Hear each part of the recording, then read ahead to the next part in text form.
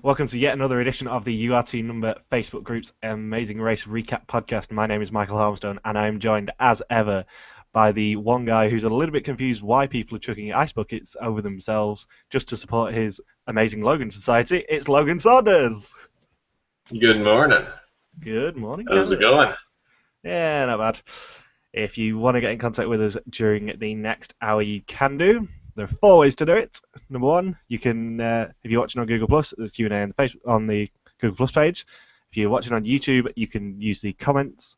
If you want to tweet us, you can do. It's hashtag Yattencast, which you can see whenever I speak, or alternatively, hit us up on the group, which is in the video description down below. So, wasn't as bad an episode as I was worried about it being. Way too Same. crap for us It wasn't to. terrible, but it wasn't too great either. Definitely lacked a bit of energy for a good chunk of it. Well, did you see that article that I sent you the link to a couple of days ago about finding out Juno Beach is going to be the pit stop? Because that Yes. said that the producer said it was going to be the first leg, but they then had the logistics of having to go to China first for some reason. So this actually was planned to be the first leg of the race. That's interesting. Really Which sucks for the other 5 teams that didn't get a chance to go. sort of explains it, but I'm assuming that was if they were going to go international for the entire season and go east to west. But it sort of makes sense with the pacing of the episode. I mean, the tasks were a little bit linear in places, at least compared to how it has been. It's been really, really good this season for giving teams a chance to catch up, but they were a little bit linear, but I sort of understood why they did it.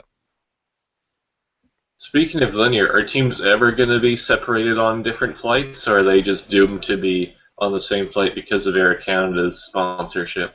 I think they're going to be doomed on on the same flights even. Especially with it being only a couple of international legs this season. Only a third of the season is going to be international by the end of it.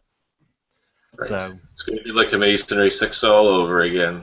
well, next season when they A, inevitably have a next season, and B, inevitably don't stay in Canada for the entire season, they will probably give them a little bit more chance to separate because they'll be using One World flights, won't they? Because I think Air Canada's part of One World. It's like BA and other companies that are part of the same code share, I suppose. Yes. A little bit of knowledge there. So, do you think it's a little bit insensitive for them to call Natalie and Megan hockey heroes again, given the theme of this leg? Slightly. It's good that at least Natalie and Megan addressed this once they hit the pit stop by the end of the episode. But it's like, well, they're gonna call them hockey heroes because they're trying to fit that into the narrative of the season because they know that they're going to be the most popular team on screen just because they are Olympians and they're part of the national hockey team, so they're really trying to run away with having them as the heroes where it's going to be ahead and they can't do no wrong. Well, after watching the after the race special, which I did after we did the podcast last week, I did have a quick look at the Fuel Your Favourite Team thing that they were advertising the hell out of. And last Wednesday, Natalie and Megan were by far and away number one, but they had 49% of the vote. Mickey and Pete were on about 15, I think it was. Which is insane. For the first time ever, Canadians actually get a majority of the vote. It's not a minority. It's not a minority Fuel Your Favorites voting for once. No, I mean, for some reason they decided to show the top three in no particular order, and then you could just look at the figures on the website anyway. So I was like, oh, I'll do the maths instead. Air very odd. Part of Star Alliance, by the way, not One World. So that includes like United Airlines, Swiss, South African. Not that many, actually. Air New Zealand as well, Air China. Fun fact. So we only had four teams mentioned in the intro again this week. It was Natalie and Megan, Hockey Heroes, and their fast forward, Pierre and Michelle on their win, and Rex and Bob, obviously, were mentioned in the intro because they got eliminated.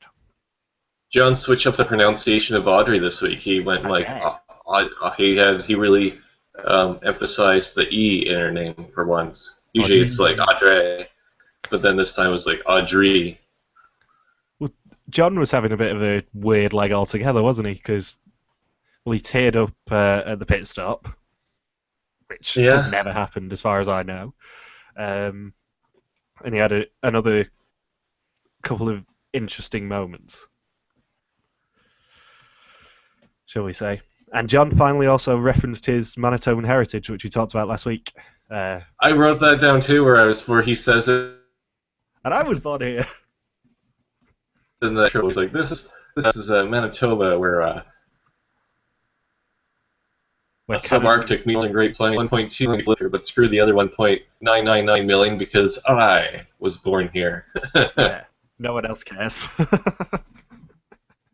Yeah, I was wondering when we were actually going to get a reference to John being from Manitoba.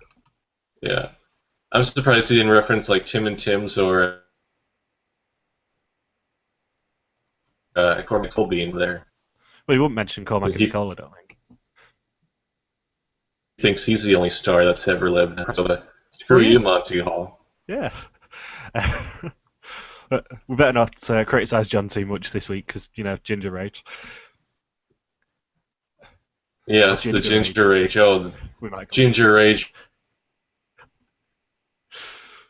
Well, they've all Ginger Fury. Logan is on a quest this season to try and get every single team to tweet him at least once, and he managed to get John Monty himself to tweet him last Friday, wasn't it? It was back in the last week. Yes. Warning him of if we criticise him, he'll bring on the Ginger Rage. So we are Ginger Rage endorsed. I actually got Laura and Jackie a couple days ago. Laura and Jackie have stopped being so sulky then?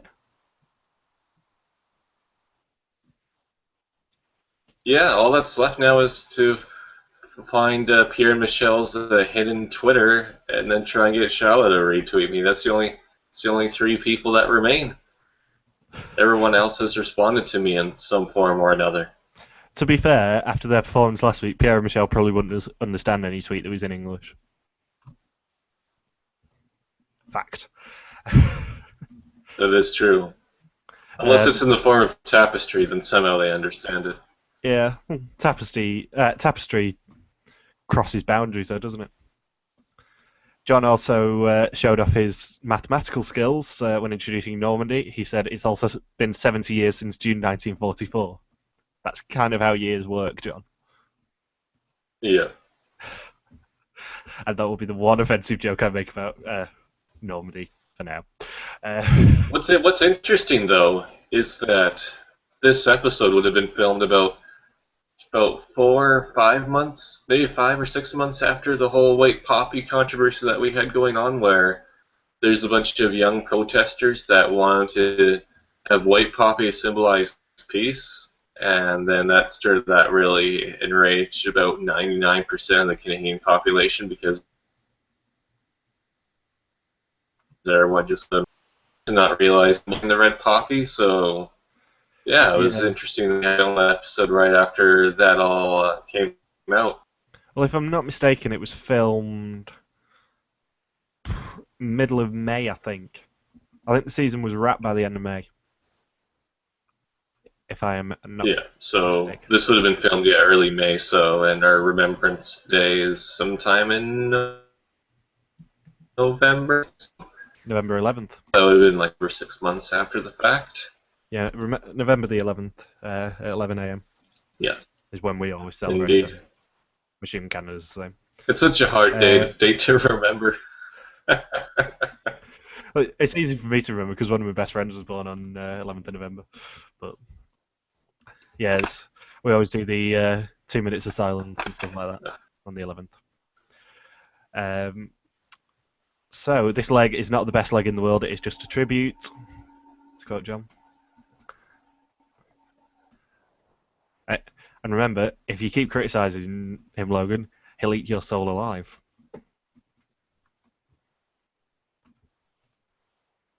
That is right. As soon as John said that this would be a tribute, I was like, Tenacious D straight away. So teams had to fly to Caen, and well, they had to fly to Paris and then drive to Caen in Normandy. And of course, Pierre and Michel think that Audrey is an hypocrite, for actually talking to them now that they're successful. Can we just point out how hilarious it is that the two Quebecois teams are the ones that hate each other the most out of all remaining teams left? I just find that hilarious. It's French on French anger and fighting that's going on right now.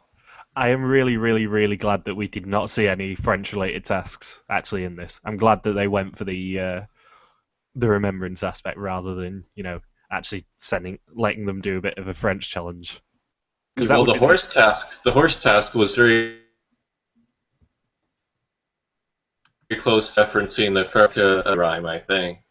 That would be the equivalent of giving Tammy and Victor the China detour that I know you hate, as does everyone.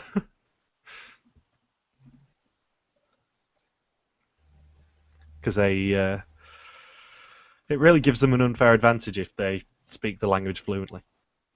Mm-hmm. Definitely. Although at least it wasn't on the final four leg. That would have been the worst. Ryan has been to France 3 times, but he's way too drunk to remember anything. Yeah, 4th time's the sober charm. What can we say? I'm sure he'll never forget his first France leg this time. I have a feeling he never used a map when he visited France. I think it was more of a if it was a map of how Ryan traveled the first 3 times in France, it's probably a series of stumbles and going back and forth across the same street over and over again. Yeah, which is oddly enough the same way that they drove this leg. Pretty much. He probably just stayed in Paris, let's be honest. Mm-hmm. He'll have found lots of bars in Paris. Suki and Jinder had a good leg for them in terms of not screwing any task up. It was just the whole the one driving portion to the detour. It was the driving and talking bit that sort of screwed them over. I like how Jinder finally met this match with the first person he's met all season that has just as much, if not more, energy than he does. Or the refusal to stay still. Yeah, I loved the fact that Suki and Jinder tried both Spanish and Italian when trying to talk to the check-in desk lady in French. They were going for French. They were just like, mucho gracias. Por favor. Por favor. Bueno. Sponse? Is that what it's called? I know with French and English combined it's called franglais, but I think when Spanish and French is combined it's sponse. It's probably Efransol or something. Because it's Espanol in Spanish. That is Spanish. Bonjour? So, who said bonjour? It's Ryan and Rob who had bonjour. I think Mickey and Pete was bonjour. There's some seriously mangling French in this one. So teams had to take a 7,000-kilometre flight from Winnipeg to Paris via Toronto, and then must drive to the Bouillard Calvados distillery, where they would find their next clue. And as I predicted, it was indeed a cider task. Everyone loves a cider task, especially Norm. And I think Rob summed it up perfectly. Yay, booze! Oh, yay, alcohol it was, sorry. Too bad teams aren't made to drink it afterwards. Yeah, well, I think Ryan and Rob probably would have been very happy if they had, and Mickey and Pete probably would have been very happy. Did you notice that for the first self-drive leg of Tark, for the first time in the self-drive leg of Tark, we didn't actually have any Chevrolets involved? Right, the cars weren't sponsored whatsoever. I guess they didn't want to shell out the money to be mentioned on screen. Yeah, they were Citroens, which is, of course, very, very French. It's like the French car. The French car, the official French car of the country of France. Pretty much, if you asked anyone on the street what car company would you associate with France, everyone would say Citroen. Because they At even least have it's not the Hungarian cars. What were they called? Trabants? um, Praga. Ladas was Russia. Hungarian cars, what were they? I know the one you mean. I can't remember what it is. With the question mark on the front because you don't know if it's going to work or not. And Yeah, then Gus barely fitting into the driver's seat. yeah, they do love doing that. But yeah, the Renault adverts always ham up the Frenchness, at least in the UK. Like ridiculously French for some reason. Yeah, I was surprised how well that Natalie and Megan always do when it comes to driving in each round. Yeah, That's where they seem to lead is not the tasks themselves, but rather the transportation between each task. Because they stumble on a few of the more tasks. We got the roadblock refusing to figure it out for 6 attempts. well, their leg last time was a taxi leg. The first leg was I think it was a bit of both, wasn't it, if I remember correctly? We've had quite a lot of self-drive legs, actually. So I think you're right. I think they are very, very good at directions. And pretty good at the task as well. They've been finding some very good details, especially for themselves. And absolutely smoking some of the details. But then you get a week like last week where they come up against a task that they should smoke, and they just suck. I do think. I wonder if William the Conqueror could get into the 5-hole. I think he would have. He would have beat up King Harold if he needed to with getting into the 5-hole on the shores of Normandy there. So what you're saying is if Harold and William the Conqueror were Canadian, they probably would have, instead of Harold getting an arrow through the eye, just probably a puck in the eye. Yeah, I think William the Conqueror's jersey number would have been 10, and then King Harold's jersey number would have been 66. And then and then William apologising profusely, of course. I'm so sorry. Oh, you meant the 5-eye hole, my bad. Well, yeah, the 5-eye hole in this case. I think we did start getting a winner's edit this week. Just the most robotic narrator. There's one team who had a massive shoot up in terms of talking for no apparent reason, and that was Mickey and Pete. We learnt a lot about them this leg. Indeed. We learned that Mickey has a degree in accounting. We learned that Pete. Yeah. Since when does everyone share their degrees on The Amazing Race? Yeah, I sort of wouldn't have guessed that Mickey and Pete had got degrees at all.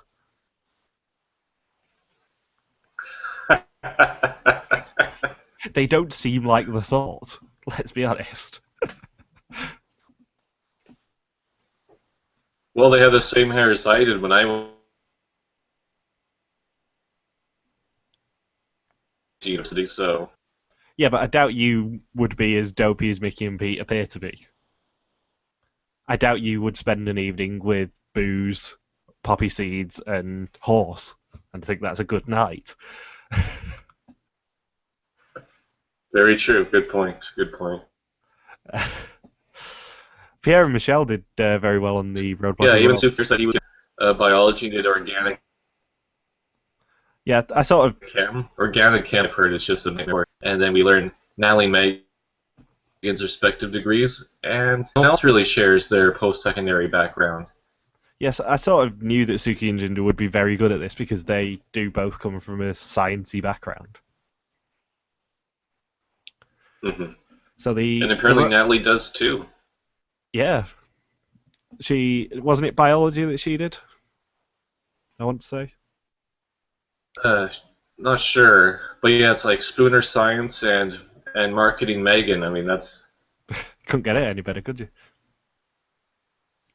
they got the illusion right there.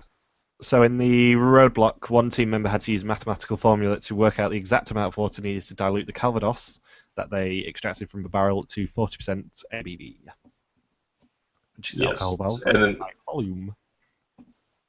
yeah, Megan got like a 45-second narration, which just drove me crazy because the way that she narrates, it's as if she's uttering a really long run-on sentence.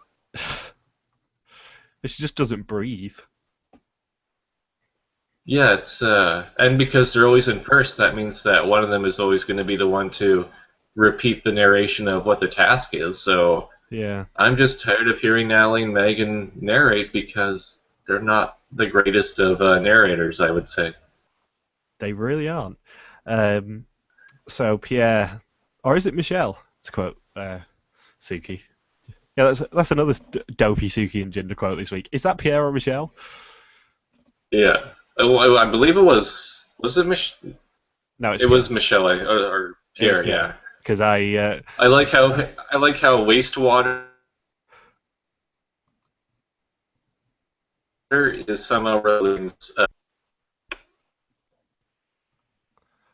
So that's what he cites as the reason for Duell is because he runs the waste management facility. yeah, I suppose it's liquid-ish. Um, but yeah, I always underline who says they're doing, or who appears on the screen as doing the roadblock, especially in cases of twin teams where I cannot tell them apart. I mean, the quote, "I think she's an hypocrite." Cammy and Carly would be the biggest trouble for me. Yeah, the quote from earlier in the episode, "I think she's a hypocrite." I have no idea which one of them said that. I just wrote down Pierre or Michelle. But Well, at least they always make sure that Pierre sits on the left and Michelle's always on the right on screen. yeah, they don't for Mickey and Pete though. Mickey and Pete, they always switch around. I think, unless I'm complete. No, I'm unless And I'm Pete just completely gets wrong. to have the man tell them where to stand. Yeah, because I think Mickey's the blonde one. Oh Yes, no, and yeah, Mickey's Mickey's the blonde the one. dark-haired one. Pete's the blonde one, and they always sit the other way around. Are you sure? Mickey's the one who did the roadblock anyway. Yeah, Mickey. I thought it was Pete who did the Yeah, roadblock. reasonably. I've got it written down that he did the road. Oh god, it's one of them. Pete's the dark-haired I one, think they Mickey's always the blonde sit one. the wrong way around, but I'm not 100% anymore. Yeah, so Mickey did the roadblock. The blonde one did the roadblock, definitely. I Oh, thought did he? no, No, the Pete did the dark-haired one did the roadblock. roadblock. Ah, I'm so confused. You're confusing I'm so, yourself. I'm so confused. Yeah, Pete, the dark-haired one did the roadblock. The blonde-haired one didn't. And Mickey's the blonde-haired one because he was sat on the sidelines and said he did an accounting degree. Yeah. This You're is what more happens when I watch it literally an hour before the podcast. confused than Ryan in our directions. I really am.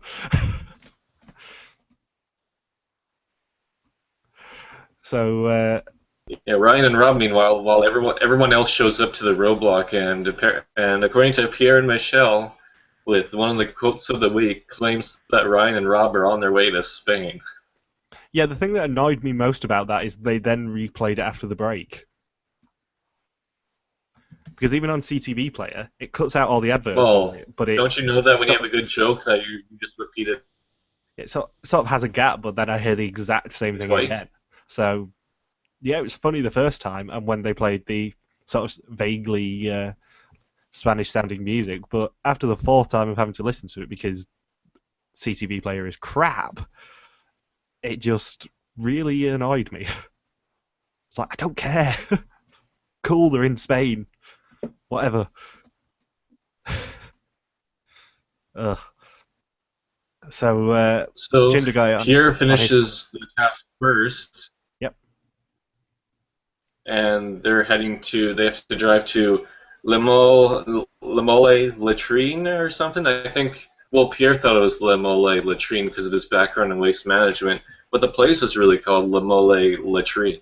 Yeah, it was Lemole Littree and find Anderson Cooper, who would give them tiny bubbles along with their next clue in the town hall square. Fact. Yeah. So Jinder got it on his second attempt. Megan, after 6. Audrey got it in 1 attempt as well. And Ryan left in 5th after his first attempt. And Mickey set the record, or was it Pete? Yeah, it was Pete actually, wasn't it? Set the record, leaving after 9 attempts. How much longer do you think Pete would have been there if Ryan hadn't helped him? 100% they would have gotten uneliminated if Ryan hadn't helped.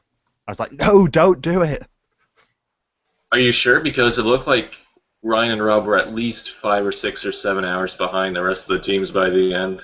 Oh yeah, I mean, it would have been pretty close, but it'll be interesting to see the departure times next week because I'm not sure.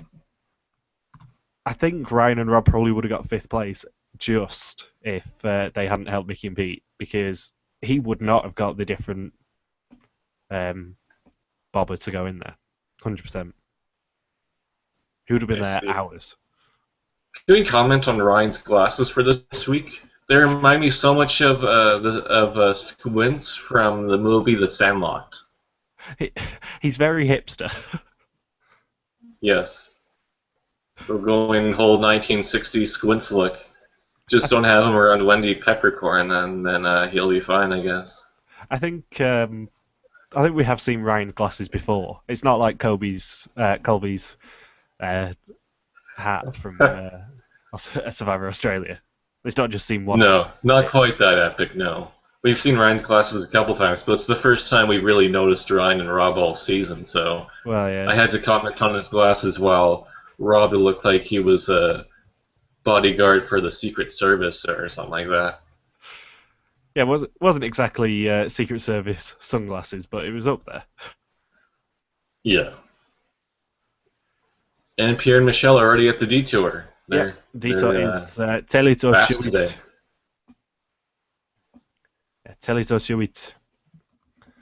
100%, I would have picked Telly. Because if you really think about it, the rule is always don't go for a task with animals.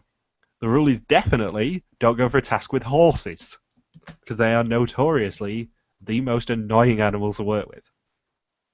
No. It's not worse than llamas or camels on The Amazing Race. It's up there, I think. Only Joyce would probably disagree with me there. I think horses are... I think Joyce that. Of course, Joyce being from Amazing Race 7, where the horse made her fall ground in nearly Reeves style. I think out of the regular animals that they do put on the Amazing Race tasks, you really, really don't want to go for a task with horses if you're going to choose one. Especially when it's actually a reasonably easy challenge for the other side of the detour. The French rating would be, even if it was on a person, would still make me want to switch to the other one. Yeah. I mean, obviously, the visiting the Bayeux Tapestry is probably cooler to do as well. If you stuck between two if you got absolutely nothing else to do. Neat, though. Yeah, if you've got a detour and you're thinking, I could do either, and there's a cool task and a reasonably lame task, you go for the cool task every time. It's the major thing in Normandy is the Bayeux Tapestry. Oh. Yep. What's the book that William the Conqueror develops? It's the first census, I think, that Doomsday. That he made right after the 10 Battle of Hastings. Yeah, the Doomsday book. Yeah. In 1066. Did you notice that? Megan couldn't help herself because Suki and Jinder, for some reason, none of the teams really take them that seriously, even though Suki and Jinder have actually been a notoriously terrible team this season. Well, Suki and Jinder had a rough start, but they've been 4th place for the past 3 legs now. They are still 7th in average, but they're closing the gap pretty quickly. Yes, but they're no Ashton and Christie. Very true. Suki and Jinder are only 4 points behind Ryan and Rob at this point. Ryan and Rob are 3 points behind Mickey and Pete. Then Cormac and Nicole, and then Pierre and Michelle, and then there's 4 points between Pierre and Michelle and Alain and Audrey, and 12 between Pierre and Michelle, between Alain and Audrey and Natalie and Megan. Natalie and Megan will end the season as first place no matter what. Now, I think. What, you mean the team's not going to win the next 5 legs in a row? Well, exactly. Unless a team does something amazing, unless a team absolutely impresses me, Natalie and Megan will. And now we call in the substitutes for Ryan and Rob. It is Mark and Rubilson from Amazing Race Asia 2. Yes. Bass, bass, bass, bass. That would be the best thing ever.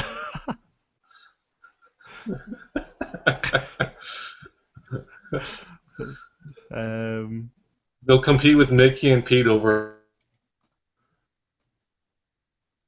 all the active women we see on the season. Just did a quick test. The only way for Alain and Audrey... Mickey and Pete will be like, what? You mean we Pete? Leave you a pair. Well, we won't go over the type of bald men. The only way for Alain and Audrey to overtake Natalie and Megan is to win the next 5 legs and have Natalie and Megan come in 5th. Pierre and Michelle gossiping with the horses. Yeah, didn't Pierre and Michelle say they had a bit of experience with horses as well? Again.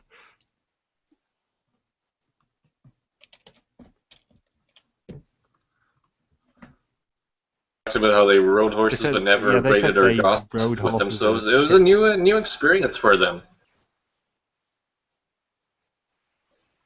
Yeah, and then Pierre and Michelle, or it was either Pierre and Michelle who just open mouth kissed the horse there. That was a bit weird.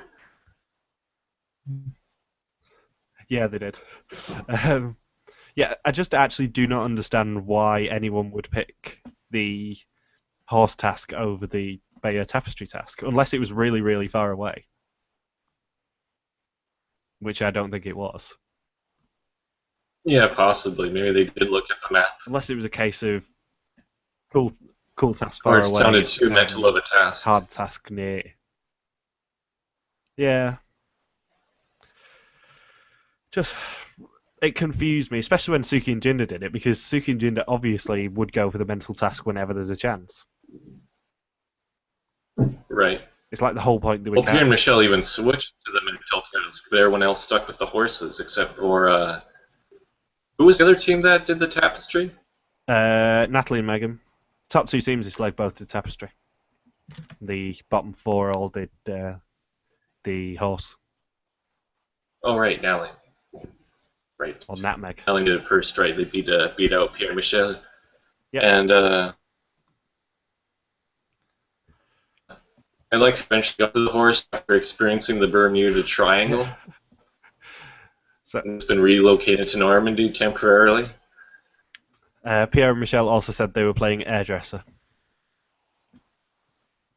And Audrey shouted quite loudly, "We're doing the horse," as well, in the centre of a small French town. Yes. We're doing the horse! Pretty sure that's not a detail task. Sounds like the name of the dance. CTV. Yeah, fast forward. Find these hookers. Dang it, I had a bestiality task written down later on. Dragon Harmstone? That's what I'm here for. To try and preempt every single one of your jokes and then beat Robot House? So Natalie and Megan and Pierre and Michelle both did the tapestry task and left in first and second respectively. And then Olympian Ice Slaughter. Yep. and then Suki and Jin, Mickey and Pete, and then Ryan and Rob leave Showit in 3rd, 4th, 5th, and 6th. And teams must now drive to Asnel and complete 10 laps of the beach in a land sailing craft, each to receive their next clue. Too bad Mickey and Pete couldn't take Clip Clop with them. Very true. Take Clip Clop with them for a messed up. Well, they said that Clip Clop's now the girlfriend, so would have missed now. Clop. That would definitely not air on CTV. This is the second time. That was a bit disturbing, I must say. That's the second time in 2 weeks that Mickey and Pete have claimed that someone is in a relationship with them. Because at the end of the roadblock last week, they claimed that they were off to see their boyfriend John Montgomery.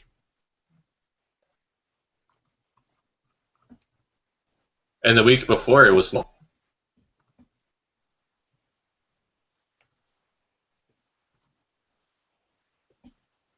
Week before it was what, sorry? The week before it was Nicole. Very true. Oh yeah, it was, wasn't it? That seems like ages ago now. Yeah. You know what the biggest mystery of this leg was? What's that? Where was French-born Aurelia? Like, very true. They went to Hong Kong in the 3rd round, and French-born Aurelia is nowhere to be seen with Singaporean Sophie. They're in Hong Kong. And then this round, they're in Normandy, and she's still not there. Is she hiding out in Paris? That's the only place I could think of that she could still be. Having said that, she was Parisian, wasn't she? So she might very well be the greeter at the Paris leg, which would be amazing. Yes. She doesn't even know the French word for greeter. I was having a discussion with composer Mark Z on Twitter about a hypothetical Amazing Race UK that if I was involved in at any point. Actually, no, it was Stephen. It was Stephen Pittman about how I actually have a memory challenge stored up, sort of in the back of my mind. Because what I would like to do is do a complete Amazing Race UK route around the world, and then have one task judge on each leg be someone who's already been on the race, and then they have to match them up with the title sequence. That would be an evil, evil challenge.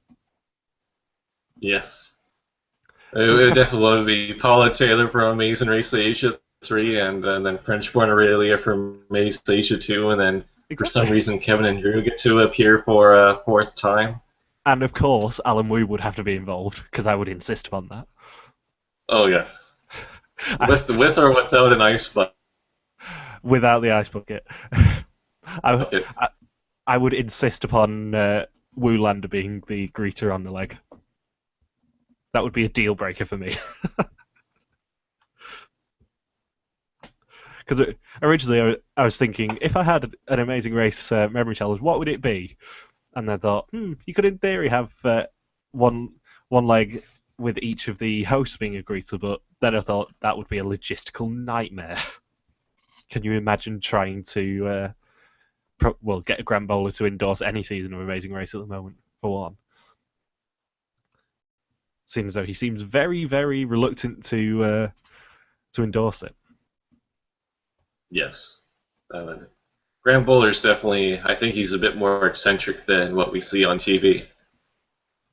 Yeah, he just seems a bit pissed off with the Amazing Race at the moment. He seems like he came back for the money and nothing else. So it's disappointing to see a host be like that, but I'm hoping that I'm just reading into it a little bit too much. And on the subject of Amazing Race Australia versus New Zealand, Ben, Michelle, and Eamon will be recapping the episode from Monday tomorrow now at 10 p.m. AEST, because Ben is a little bit under the weather and had to pull out at the last minute today.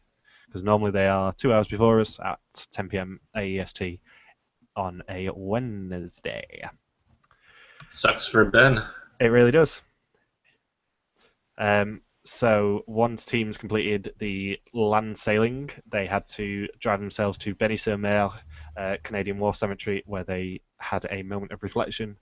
You missed the best part of the detour. What was that? The horse biting Jinder, and Alain trying to communicate with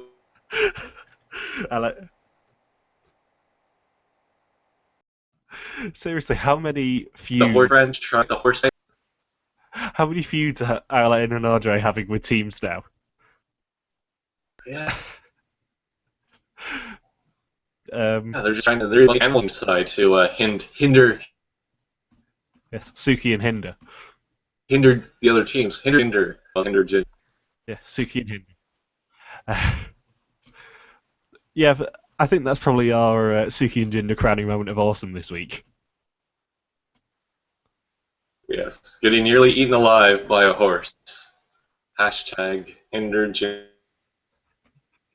Just getting bitten. Jinder or Verser Jinder. Yeah, Suki. Hashtag Suki and Hinder. So yeah, as I said, teams had to drive themselves to Benny-sur-Mer, Canadian War Cemetery, where they were allowed a moment of reflection for the 2,049 Canadian soldiers who didn't return home. And sadly, this is the one task that we are not allowed to mark. So let's talk about land sailing instead. Yeah, why do they have to do emotional tasks? Why can't they just do tasks where Suki and Jinder adorably mess up all the time? You know who I missed at the land sailing task? Who's that? Star from Amazing Race 13. If she had to do that, her arm would be broken within seconds again. Well, yeah.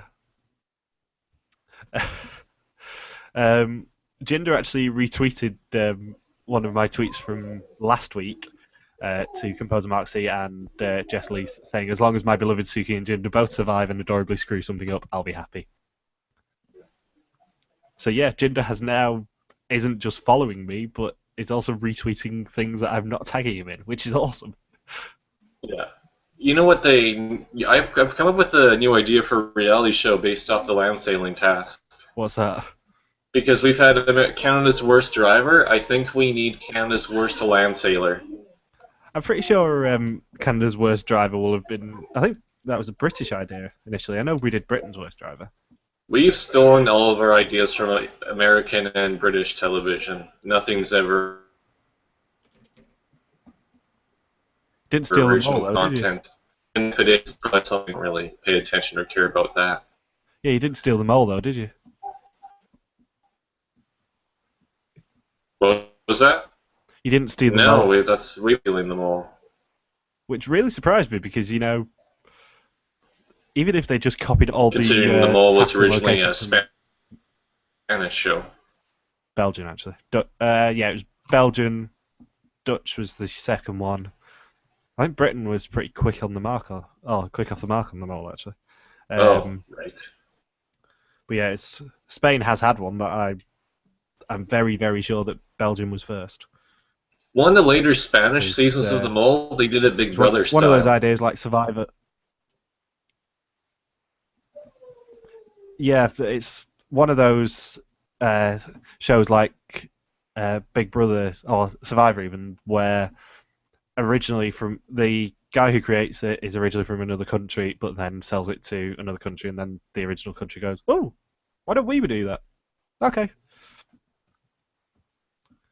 Because of course Charlie Parsons is English, and then sold it to Sweden, and then Britain went, "Really? Okay, why not?"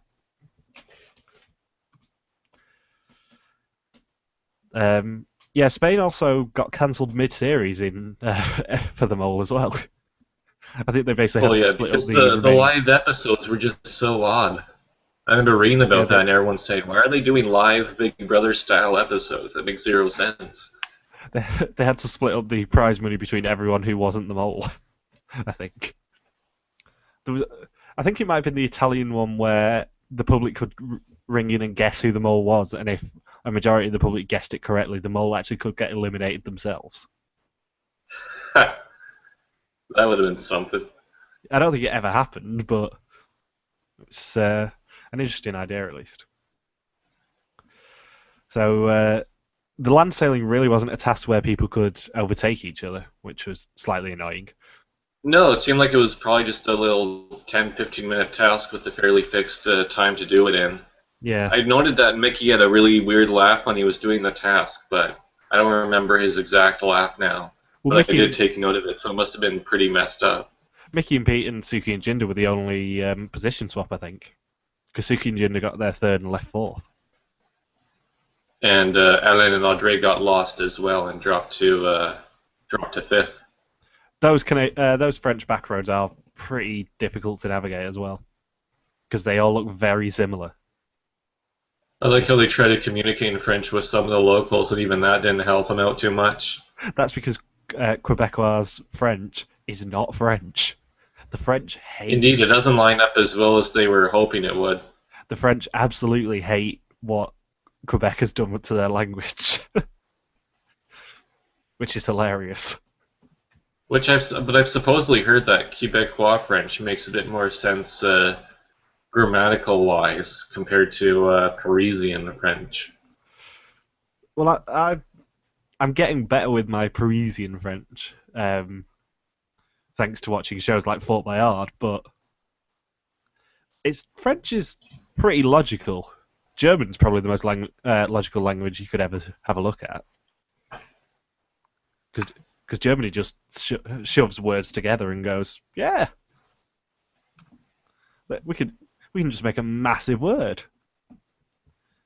Yes. France doesn't tend to mess around with conjugations much, shoving stuff to the end and things. Apparently, I wrote down that there's a random shot of chickens right after Suki and Jinder completed the horse detour. I know that's backpedaling a bit, but I thought, I forgot that I thought it was important enough to note the random shot of chickens in the episode. Chickens, I've been knitting doilies all bloody day, so it's high time that I talk about the Amazing Race. Yeah, I wasn't really looking for a lot of background stuff this week because I was on the last minute thanks to nobody being reliable. One thing I did write down, though, was after the moment of reflection, they received a poppy card along with their next clue, which they had to hand to a soldier who's waiting at the Remembrance and Renewal statue in Juno Beach. Did you notice how deep the soldier's voice was? Yes, it sounded so fake. Deeper than mine, way deeper than mine. It sounded like he'd been put through a voice modulator. Yes. You could make your way to the beach. Okay. He's got a career in voice. That did sound a little bit more... After he's done his military for Call of Duty or whatever first-person shooters are offered outside of Nintendo systems. Yeah, GoldenEye, obviously.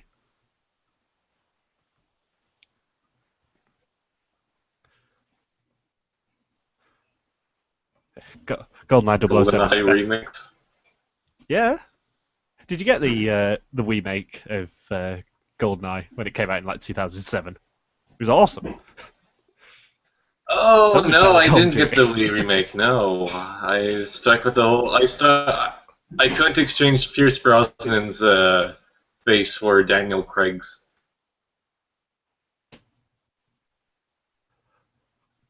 That was the one big disappointment for me when Nintendo Wi-Fi connection got shut off a couple of weeks ago, because no one could play GoldenEye 007 online anymore. That sucks. What, actually had online play? It's like the best bit. Yeah, it was proper. Well, it's showing Call of Duty how to do online play. I thought it was just mode on online play. I thought it was just Mario-based games that had No, it was online play. It was GoldenEye as well. It was awesome. All the classic cheats and everything. Yeah, because I played hours and hours of Mario Super Strikers online and Mario Kart online. Yeah, same here. I was never very good at Super Strikers, but Mario Kart Wii, I was slightly very good at. Especially Cooper Cape. My friends will not play me on Cooper Cape anymore. At all. Top 500 in the world. You should do a speed run. You should be one. Oh, I love Cooper Cape. It's my favourite Mario Kart. The speed demos archives. I don't know how I managed to get such a good time on Cooper Cape, but even playing Mario Kart 7, my friends will not play me on Cooper Cape. They will insist that I won't pick it, which is awesome because they know they'll lose. So Natalie and Megan. I have a question about the whole remembrance task. Okay. Go ahead. What do you think? Because on TV, we just see them straight leisure, but I'm guessing that there had to be a fixed amount of time to be there. So I'm curious, do you think that they said, oh, take walk the yard or take 20 minutes, and then you can head to the next route marker? Because if you know competitions at all, it's not just open-ended like that, where you just hang around however long you like, and then just move on. I think they would have to give teams a fixed amount of time to be there. Otherwise, some teams may just be too panicked and leave there in that second. I think from hearing a bit about the other international seasons that have done something like this, I think it was almost certainly a fixed amount of time. Maybe only 15, 20 minutes. But when Mickey and Pete and Suki and Jinder crossed, it looked like they were sort of padding for time a little bit. Yeah, I'm guessing probably around 20 minutes. Yeah, it's basically the equivalent of the producers giving them all a yield. Yeah, pretty much. And saying, once the time's up, you can go to this part of the cemetery where you'll receive your next clue. Hello to composer Mark C, who says, looks like an argument next week between the two French teams, apparently over the Twins lying again. That doesn't sound like the Twins. Yeah, it doesn't sound like them at all. Speaking of the Twins, their shield, their on-screen persona of looking extremely antisocial and refusing to talk to anybody and being super tough guys was finally cracked this week because they broke down and cried at the old graveyard. Even though I'm not Canadian, I did get a little bit of goosebumps from the cemetery. At least it wasn't insensitive like the cemetery.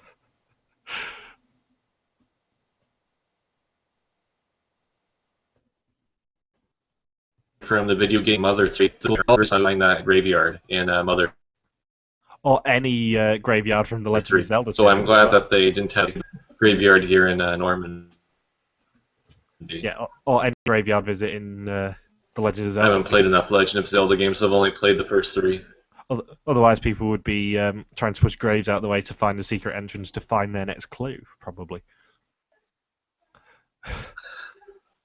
That would be very interesting. Like where it's just where they took their own version of Hyrule and teams just have to embark through there just at night. Let me tell you, it's not a fun experience being stuck in there during the night. No. You know how there's a running theory from me mainly that the final memory task is going to be the descriptions of the countries or the places. We didn't get one again this week. Instead, we got the description of what happened on Juno Beach. So that's probably going to be it's probably going to be John going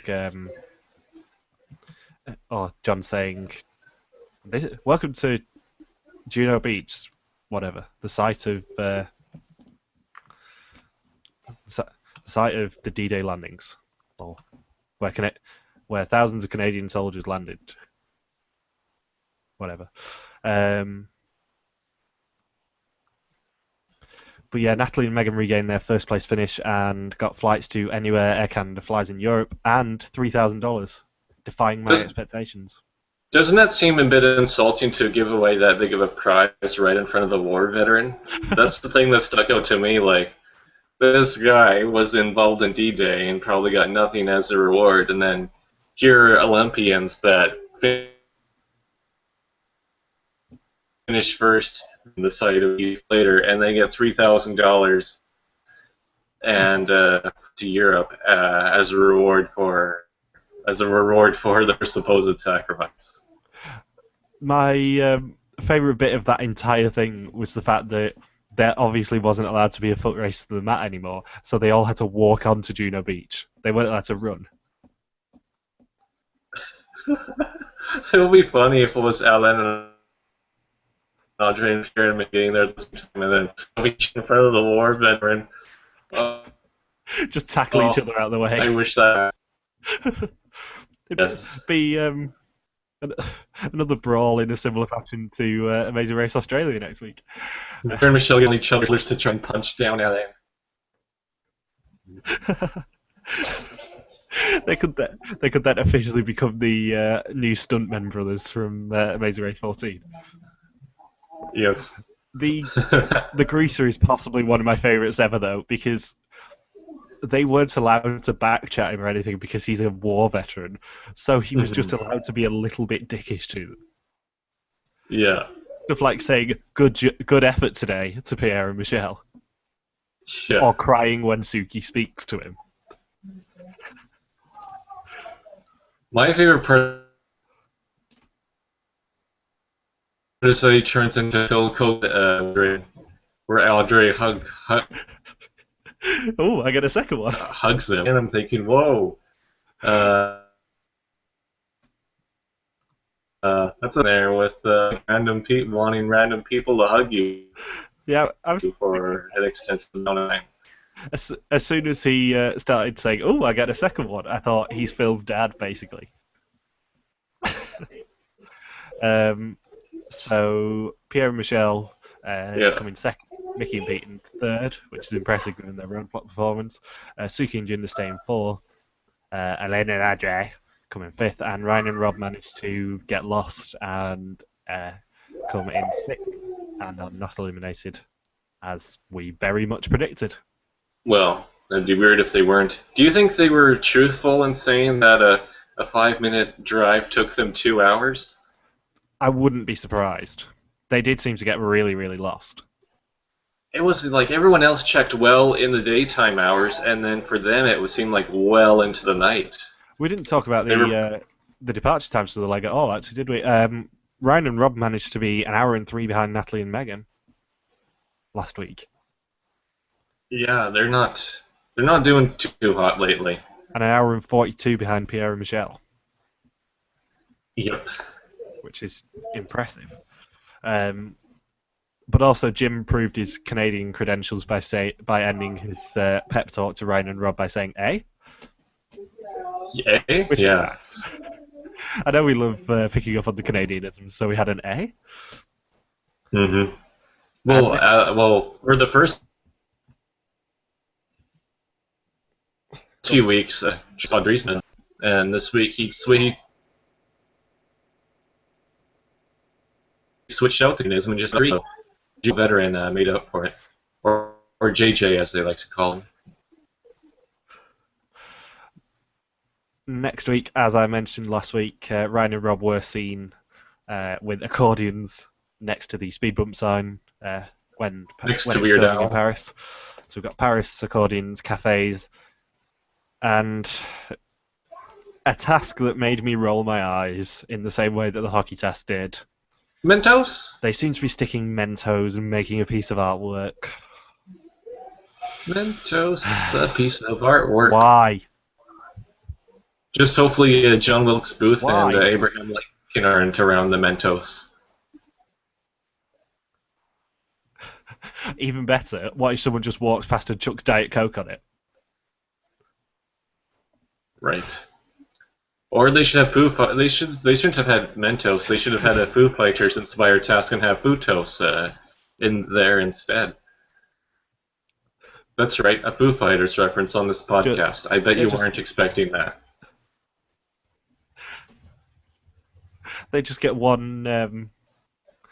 They get one, I suppose, Mento away from completing it, and someone with a Diet Coke just walks past it and makes a volcano erupt out of their artwork.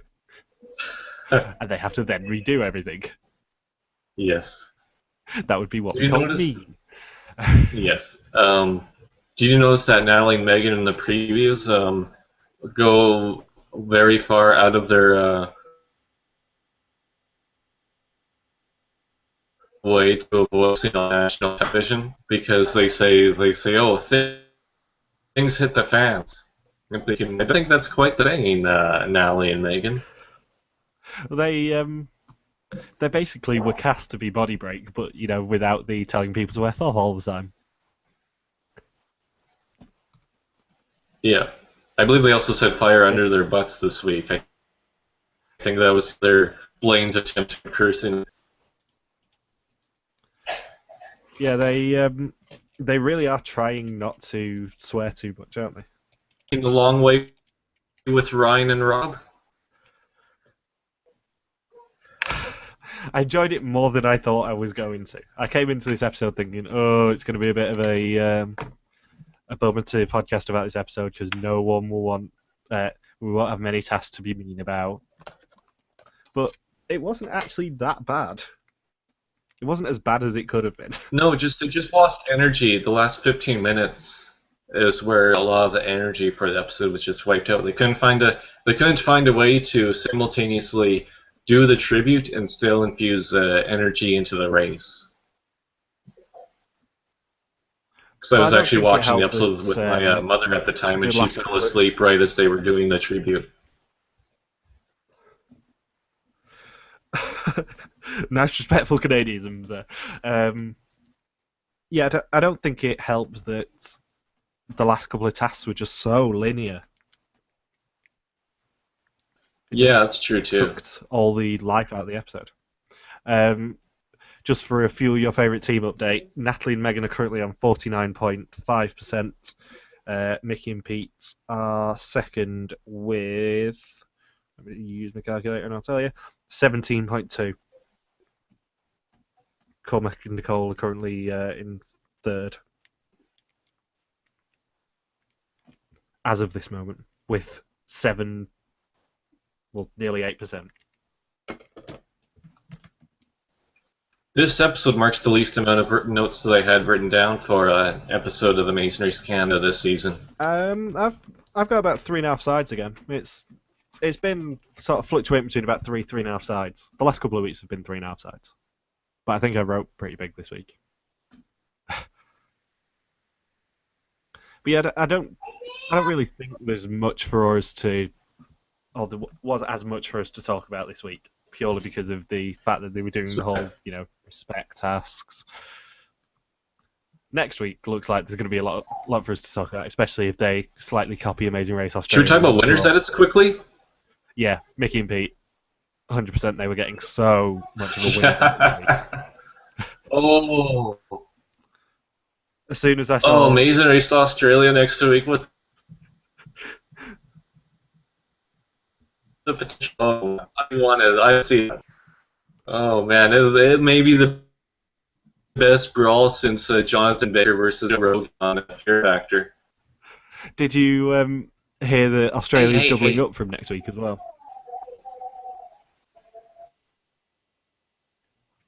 Next week, we definitely get 2 episodes of Amazing Race Australia, which is going to be really fun for Michelle, Ben, and Eamon, because they're going to have to cover it all. Yeah, that sucks to be them. So it's going to be over 2 hours then, or how does that work? It's an hour and 40, I think. I think it starts at about 8:20 p.m. Australian time and ends at 11 o'clock. But it's 2 legs back to back. I see. The Namibia and Russia legs. It's not officially been confirmed as Russia, but it is Russia. I'll tell you that for nothing. But yeah, with winners edits so far, I would say that Natalie and Megan are just given a one-dimensional. They're just going to win as much as possible until a big upset takes them out of the race. I'm currently projecting them to probably finish 4th, I would say. And then Ryan and Rob have 0 edit, but I could still see them possibly get 3rd. And then Pierre and Michelle, I think, are just... I'm thinking they're probably going to be runner-ups. Because now with their whole villainous edit, I think we'll see them right to the end.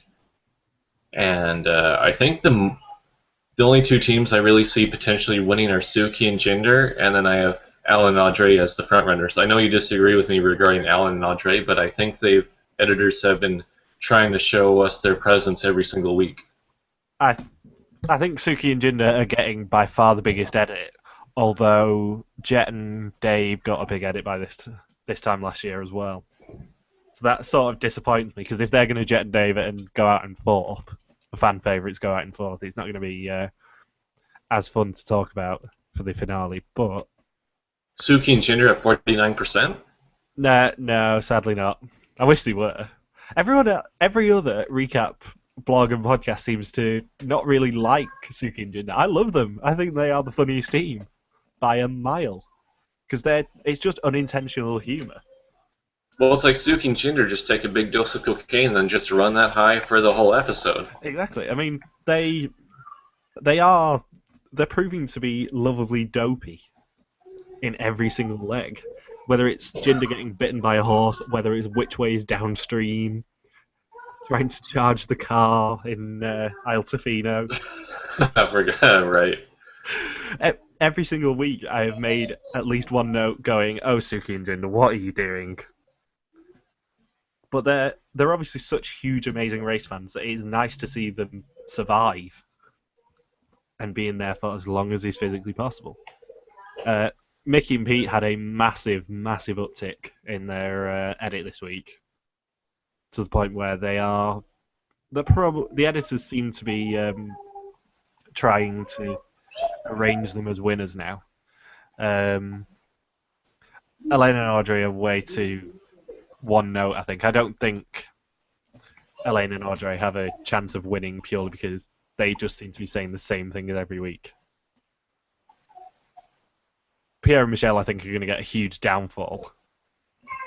They're going to come up against a U-turn or maybe even a surprise yield or something that is going to put them out of the race.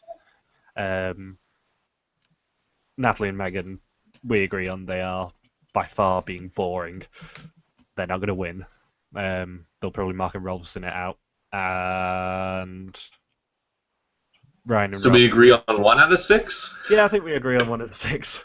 Ryan and Rob, unless they start mentioning that Ryan is a cancer survivor and stuff like that, they're not going to win.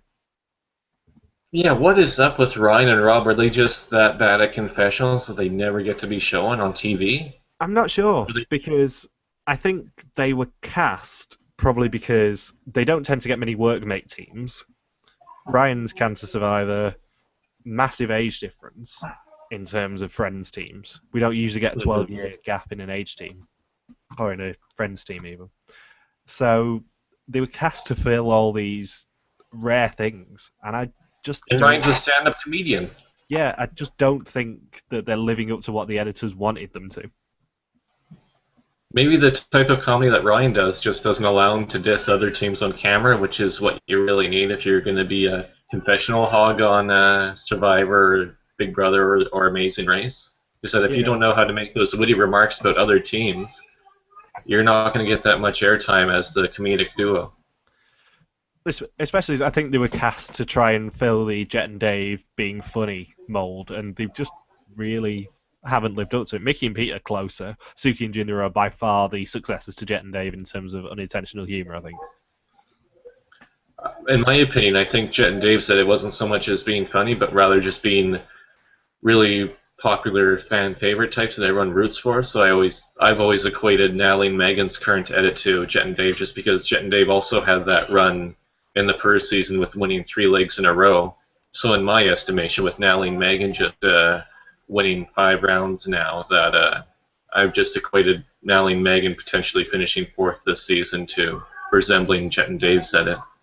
Yeah, I think the beauty of Jet and Dave's performance is that they were really nice guys and also pretty successful, whereas I don't think Natalie and Megan have the really interesting, nice bit to them. But yeah, they've gotten a 49%. Yeah, exactly. I mean, that's because you cast a team of Olympians and then say they're hockey heroes and then allow a popularity poll. CCV obviously wanted Natalie and Megan to win it. So that probably means they don't win the free fuel from Petro-Canada for winning the race. True. Very true. So, on that note, I think it's time to end. Yeah, I wish we could be covering John and Murray's brawl with with Emilio and Jono, or whatever their names are. Emily and Jono, yeah. Emily and Jono next week. But sadly, we're stuck with Canadians being polite to each other with accordions. I'm so sorry. I certainly don't think that we won't mention it if it is a good brawl, especially if there's comparisons to it next week. So, Yeah. thank you very much for watching and listening. We will be back next Wednesday, same time, 7 a.m. PT, to cover another Amazing Race Canada episode. Don't forget you can join Eamon, Ben, and Michelle tomorrow at 10 p.m. AEST, which is 5 a.m. PT or 1 p.m. BST, to recap last week's Amazing Race Australia versus New Zealand, and you can join them again next Wednesday at 10 p.m. AEST for a double recap of next week's Amazing Race Australia versus New Zealand. Thank you for watching. Goodbye. Until next time. What's that about?